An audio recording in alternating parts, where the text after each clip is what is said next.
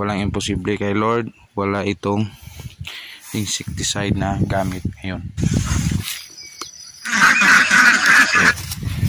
Dali lang.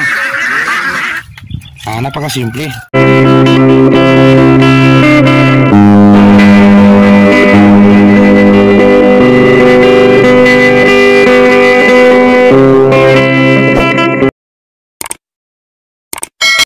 Sakto morning mga kasakto.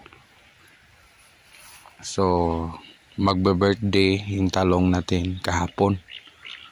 So kahapon April 5, 2003 na itanim ito.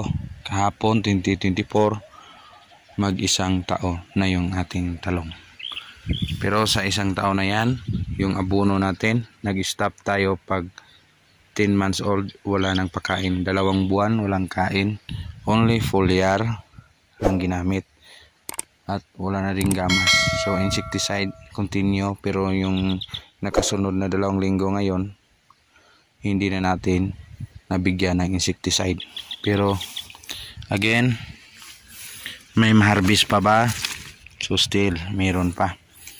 Yan.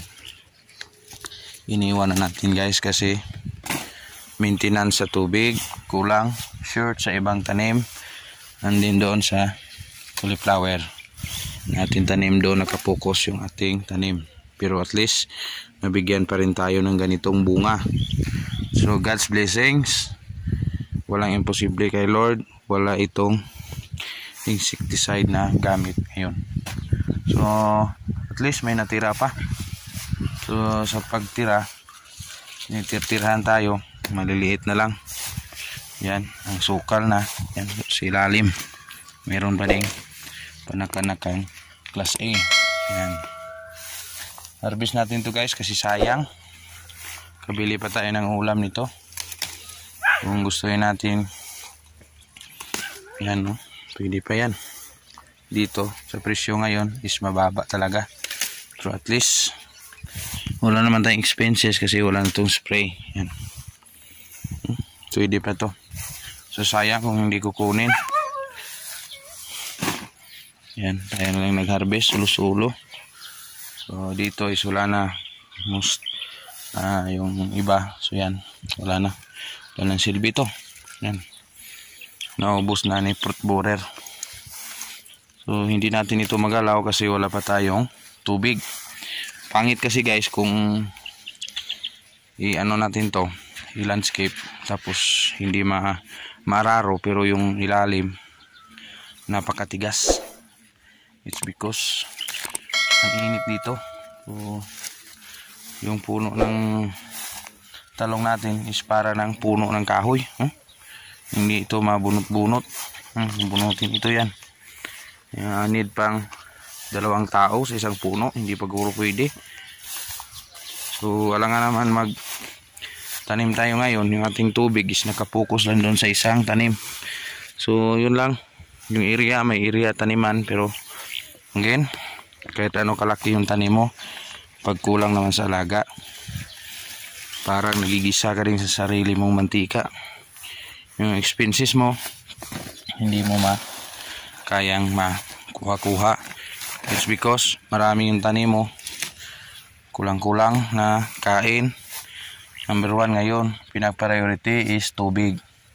Kung irrigation nyo ngayon is mahina, huwag na kayong susubok na magtanim. Kasi kung kulang-kulang yan, pwede kayo magtanim, maliit lang yung kaya sa tubig nyo.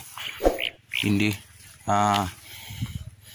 bira ng bira, para ang iniisip lang is malaki yung income.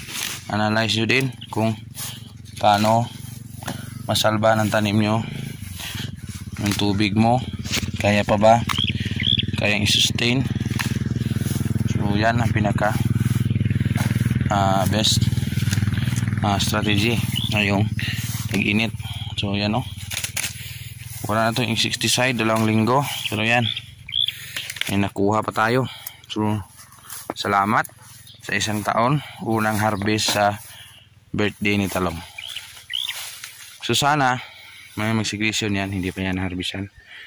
So yung hitsura niya is parang hindi na talaga talungan. Pero kung na-maintain ito ng maayos guys, hindi ganito yung bigay niya. Patuloy pa ito. Yun ang pinaka maganda ni Kalisto. Hindi tayo guys nagpo-promote, pero yun ang kagandahan ni Kalisto guys. Pag tumatanda lalong lumakas yung bigay ng bunga. So maliliit nga lang kaso meron. So ito may silbi pa ito. So yan, kung kukunin natin yung puno wala tayong ipalit na tanim. So sayang. So ito mga 2 sako na nakuha natin. Impake ito. So papasok pa din sa 50 o 30 kilos. So sana maabot pa din yon. Kasi yung ating mga bayarin din sikan yon. Yung insecticide nito, yung budget nito is kukunin na naman at papunta doon sa ibang tanim. So wala na. Yan. Pero ilang, please may harvest, continue pa rin yung production niya. So mamaya mag-impake tayo, pakita natin kung system natin kung ilang kilo kaya makuha sa isang taon niya. So yan.